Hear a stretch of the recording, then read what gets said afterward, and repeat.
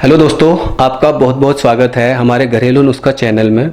दोस्तों, आज हम फिर एक नए नुस्खे के ऊपर बात करेंगे और जो आज का हमारा नुस्खा है वो है कि हम चिकनगुनिया जो बहुत ही ज़्यादा वायरल होता है उसको हम किस तरीके से रोक सकते हैं, या वो क्या होता है, कैसे फैलता है, उसके लक्षण क्या क्या हैं और घरेलू नुस्खों की हेल्प से हम उसको कैसे रोक सकते हैं। जी हाँ दोस्तों, जैसा आप देख रहे हैं इसके लिए हम कुछ घरेलू सामग्री यूज़ करेंगे। ये आप जैसे देख सकते हो, ये तुलसी के पत्ते, थोड़ी अदरक, लौंग, इलायची और ये अजवाइन है और ये है दालचीनी।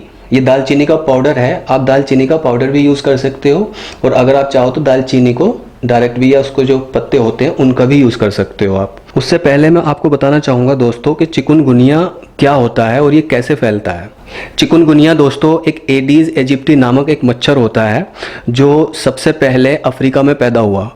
उसके काटने से चिकनगुनिया जैसी घातक बीमारी फैलती है। पहले तो इसके केसेस सिर्फ अफ्रीका में ही पाए जाते थे, लेकिन अब चिकनगुनिया के case all over the world लगभग सभी कंट्रीज़ में इसके केसेस पाए जाते हैं। और इंडिया में तो इसका इस कदर प्रकोप है कि जुलाई, अगस्त और सितंबर ये 3 महीने में बरसात में और जब मौसम चेंज होता है तो उस वक्त में चिकनगुनिया के केसेस बहुत ज़्यादा पाए जाते हैं। ये मच्छर इतना खतरनाक होता है, इसके काटने से चाहे डेंगू फीवर हो, चिकनगुनिया हो, जीका फीवर हो और भी फीवर्स के अलावा भी बहुत सारी डिजीज़ को ये हमारे शरीर के अंदर पैदा कर देता है। इसको एक येलो फीवर मॉस्किटो के नाम से भी जाना जाता है और इसकी एक पहचान होती है, इसकी बॉडी के ऊपर, इसकी टांगों पे, उसके परों में वाइट मार्क्स होते हैं। इनकी पहचान भी की जा सकती है, सफ़ेद सफ़ेद इसकी बॉडी के ऊपर निशान होते हैं। दोस्तों, इस मच्छर के काटने से 2 से 4 दिन के अंदर जो उसके सिम्टम्स होते हैं वो दिखने शुरू हो जाते हैं। और इसके सिम्टम्स कैसे होते हैं? सबसे पहले ये हमारे शरीर के जोड़ों में दर्द शुरू करता है, इसीलिए इसको हड्डी तोड़ बुखार भी कहा जाता है। और चिकनगुनिया एक अफ्रीकी वर्ड है जिसका मतलब भी हड्डी तोड़ने जैसा दर्द होता है। जो एडीज एजिप्टी नामक जो मच्छर है वो किसी को काटता है तो उसके सिम्टम्स जोड़ों में दर्द होने से भी दिखते हैं और तेज़ बुखार होता है। कभी कभी सर्दी के साथ में बहुत तेज़ बुखार होता है, सिर दर्द भी होता है इसमें और उल्टी भी होती है, कमज़ोरी बहुत ज़्यादा फील होती है इंसान को और कभी कभी भूख भी लगना कम हो जाती है। तो इस तरीके के जो सिम्टम्स हैं वो हमारे चिकनगुनिया के सिम्टम्स हैं। और अगर इस तरीके की कोई भी किसी को 2 या 4 दिन से दिखाई दे रहे हैं तो वो डेफिनेटली चिकनगुनिया हो सकता है या कोई दूसरा बुखार भी हो सकता है, लेकिन चिकनगुनिया के भी इस तरीके के ही सिम्टम्स होते हैं। तो दोस्तों, आइए जानते हैं कि हम कैसे, अगर चिकनगुनिया से ग्रस्त हैं तो भी, और अगर चिकनगुनिया से हमें बचना है तो भी, हम कैसे एक घरेलू औषधि तैयार करें ताकि हम इस तरीके की वायरल से खुद को सेव कर सकें। ये जैसा आपने यहाँ पे देखा है, हम इन्हीं सारी सामग्री को यूज़ करके हम एक काढ़ा बनाएंगे, एक औषधि बनाएंगे। और वो दोस्तों हर तरीके के बुखार में, हर तरीके की, चाहे बुखार किसी को है वो भी इसका यूज़ कर सकता है, बुखार नहीं है वो भी इसका यूज़ कर सकता है। इसकी तासीर बहुत ज़्यादा गर्म होती है तो ये हमें दिन में 2 से 3 बार ही इसका इस्तेमाल करना है। तो मैं अब आपको बता देता हूँ कि हमें इसको कैसे बनाना है। ये जैसा कि आप यहाँ पे देख रहे हैं, ये 7 से 8 तुलसी के पत्ते ले लें और इनको डाल दें किसी भी पतीले के अंदर या किसी चीज़ के अंदर। और ये दोस्तों अदरक है, अदरक को थोड़ा कूट लें और उसके बाद में लगभग इतनी अदरक इसमें डाल दें,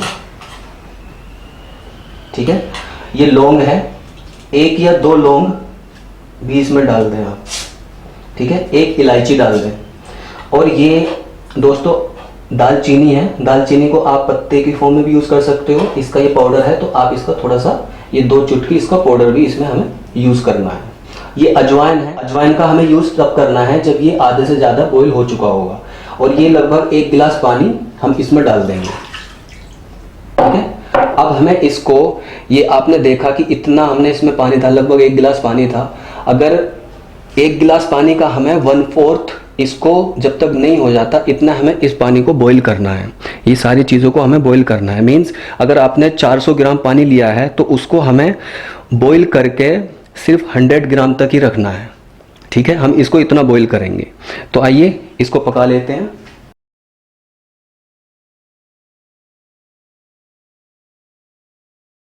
ये देखिए, ये बॉईल होना शुरू हो गया है और अभी तो ये स्टार्टिंग है इसके बॉईल होने की।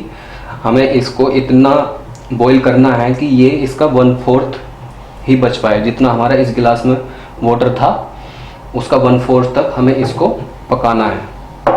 ये एकदम गाढ़ा हो जाएगा, जो काढ़ा होता है ना, जो अक्सर गाँवों में लोग पीते हैं, हमें इसको उसी टाइप से बनाना है। ये जैसा कि आप देख सकते हैं, ये हमारा लगभग काढ़ा बनकर तैयार है। हमारी औषधि लगभग बनकर तैयार है।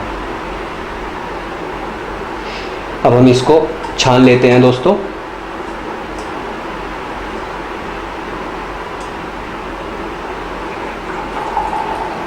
और ये दोस्तों हमारा काढ़ा बनके तैयार है। ये हमारी औषधि कंप्लीट हो चुकी है। अब आप अगर इसको चाहो तो इसको डायरेक्ट ऐसे भी यूज़ कर सकते हो, ऐसे भी पी सकते हो। और अगर, क्योंकि ये बहुत ज़्यादा कड़वा होता है, तो इसमें आप 1 चम्मच शहद भी मिला सकते हो। क्योंकि अभी हमने ये सिर्फ अभी उतारा है, तो इसको 2-3 मिनट तक ऐसे ही रखा रहने दीजिए ताकि थोड़ा सा नॉर्मल हो जाए। और इसका सेवन आप दिन में 2 से 3 बार कर सकते हैं। एटलीस्ट अगर 2-3 बार ना पी पाएँ तो 1 बार तो इसका सेवन ज़रूर करें।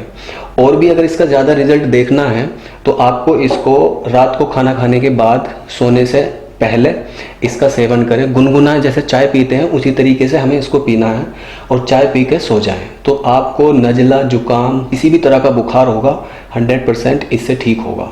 और चिकुनगुनिया का तो ये एकदम, ये समझ लीजिए दुश्मन है। आप अगर किसी भी तरीके के बुखार से लिप्त हैं तो भी इसका यूज़ कर सकते हैं, और अगर नहीं है तो भी आप इसका यूज़ करें। अगर आप इसका यूज़ करेंगे विदाउट बुखार के, आप जब तक बुखार से ग्रस्त नहीं है, तो डेफिनेटली आपको किसी भी तरीके का वायरल अफेक्ट नहीं कर पाएगा। ये तो इसकी क्वांटिटी थोड़ी ज़्यादा है, हमें कम ही यूज़ करना है। आप इसका सेवन बच्चों को भी करा सकते हो। बच्चों को हमें ज़्यादा से ज़्यादा सिर्फ 10 ml देना है। जैसे हम दवाई देते हैं, बच्चों को सिर्फ दवाई के तरीके से ही इसका सेवन कराना है। लेडीज़ भी इसका सेवन कर सकते हैं और आदमी इसका सेवन 20 से 30 ml तक भी यूज़ कर सकते हैं। और दिन में आप इसको 2 से 3 बार पीजिए, कोई टेंशन नहीं है।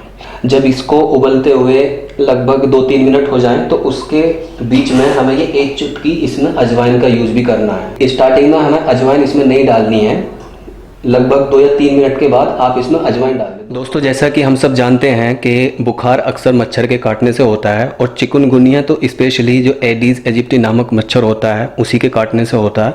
तो दोस्तों, अपने आसपास मच्छर को बिल्कुल भी पनपने ना दें। जैसा कि आप जानते हैं कि मच्छर अक्सर कूड़े में या जो रखा हुआ पानी होता है, स्पेशली पानी में बहुत जल्दी पनपते हैं। तो दोस्तों, हमें ज़रूरत है कि अपने आसपास सफाई रखें। घर के अंदर या अपने घर के आसपास बिल्कुल भी पानी को जमा ना होने दें, क्योंकि ये पानी में बहुत जल्दी पैदा होता है। अगर आप टब में या बाल्टी में या वाटर कूलर वगैरह में पानी का इस्तेमाल करते हैं और पानी को भरकर रखते हैं तो प्लीज़ उसको ढककर रखिए। घर में अपने कीटनाशक दवाई जो भी होती है वो बाज़ार से ख़रीद कर ले आएँ, उसका छिड़काव करते रहें। और अगर आप कूलर का यूज़ करते हैं तो दोस्तों, कूलर में या तो अगर आपने बंद कर दिया है तो उसके अंदर पानी बिल्कुल ना रहने दें और उसको बिल्कुल सुखा कर रखें। और अगर आप कूलर यूज़ करते हैं तो कूलर का पानी आपको डेली चेंज करना चाहिए, क्योंकि कूलर के पानी में मच्छर के पैदा होने के चांसेस बहुत ज़्यादा होते हैं। और मच्छर के अलावा भी बहुत सारे कीटाणु कूलर के पानी में बहुत जल्दी पनपते हैं। तो अपने कूलर को बिल्कुल साफ़ तरीके से रखें, और अगर यूज़ नहीं कर रहे हैं तो उसको बिल्कुल पानी उसका निकाल कर बाहर फेंक दें और उसको सुखा कर रखें। मच्छरों से बचने के लिए ज़्यादातर फुल स्लीव कपड़ों का यूज़ करें, और स्पेशली बच्चों को तो फुल स्लीव कपड़े ही पहनाएं। और अगर हो सके तो नीम का जो ऑयल होता है, नीम का अर्क अपने खुले हुए जैसे हाथों पे और पैरों पे या चेहरे पे भी लगा सकते हैं। बच्चों के तो स्पेशली लगा दें, क्योंकि बड़ों को तो अंदाज़ा हो भी जाता है अगर मच्छर आसपास आता है या मच्छर काटता है, बच्चों को पता नहीं चलता है। तो बच्चों के चेहरे पे और हाथ पैरों पे ज़रूर किसी भी या तो कीटनाशक किसी दवाई का या कोई क्रीम हो उसका सेवन करें, या आप नीम का ऑयल भी लगा सकते हैं, उसकी गंध से ही मच्छर दूर भाग जाएंगे। अपने शरीर को ज़्यादा से ज़्यादा ढककर सोने की कोशिश करें। तो दोस्तों, ये सारे प्रयोग हैं जो आपको यूज़ करने हैं, और ये देसी नुस्खे अपनाएं। इस तरीके का एक औषधि तैयार करें अपने घर में, बिल्कुल बेसिक चीज़ें हैं ये, जैसा आपने देखा है। और इसका सेवन आप 2 से 3 बार दिन में कर सकते हैं। तो हमारी इस वीडियो में हमारा विषय यही था कि हम चिकुनगुनिया से कैसे बच सकते हैं। अपनी अगली वीडियो में हम किसी और विषय के ऊपर बात करेंगे। हमारे चैनल को सब्सक्राइब कीजिए और लाइक कीजिए, कमेंट कीजिए। Thank you for watching.